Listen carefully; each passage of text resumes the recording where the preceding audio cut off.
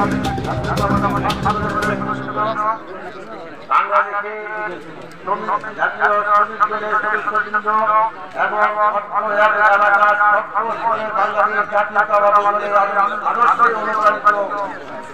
প্রতি শ্রেণী ভেদে আমার আদাব এবং নমস্কার।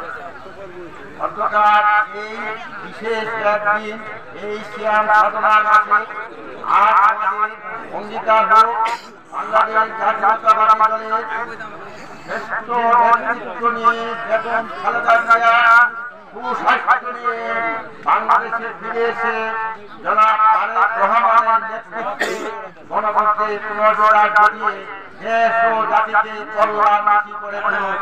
বাংলাদেশ জিন্দাবাদ। শহীদ জিয়া অমর হোক। ইউনিয়নের ওয়ার্ডে সম্মানিত বাংলাদেশ জাতীয়তাবাদী দলের সদস্য ভাইরা,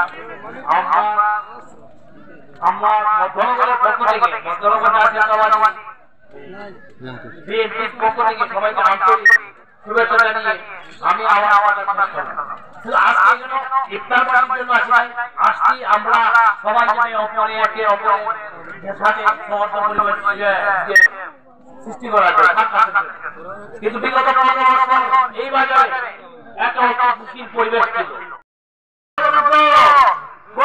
মানুষের সাথে সুসম্পর্ক করতে চাই, আমরা পরস্পরের সাথে কাঁধের সাথে কাঁধ মিলে সকলে ঐক্যবদ্ধভাবে বাংলাদেশ জাতীয়তাবাদী দলের একটি মাত্র সংস্কার। সংগ্রামী সময় বেশি নেই, তাই আমি আমার বক্তব্য দিতে পারি না। আমি আন্তরিকভাবে দুঃখিত।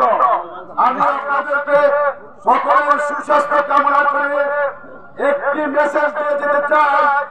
আগামী দিনে বাংলাদেশ জাতীয়তাবাদী দল যে নির্বাচন হবে, সেই নির্বাচনে আমরা ঐক্যবদ্ধভাবে ভোটের মাধ্যমে ব্যালটের মাধ্যমে প্রমাণ করে দেশের নেত্রী বেগম খালেদা জিয়ার হাতকে শক্তিশালী করে দেশের যুব সমাজের আইকন আগামী রাষ্ট্রনায়ক জনাব তারেক রহমানকে এদেশের রাষ্ট্র ক্ষমতায় অধিষ্ঠিত করার জন্য উপস্থিত মধ্যনগর আহ্বায়ক কমিটি 1 নম্বর যুগ্ম আহ্বায়ক আব্দুল কাইম মজুরাই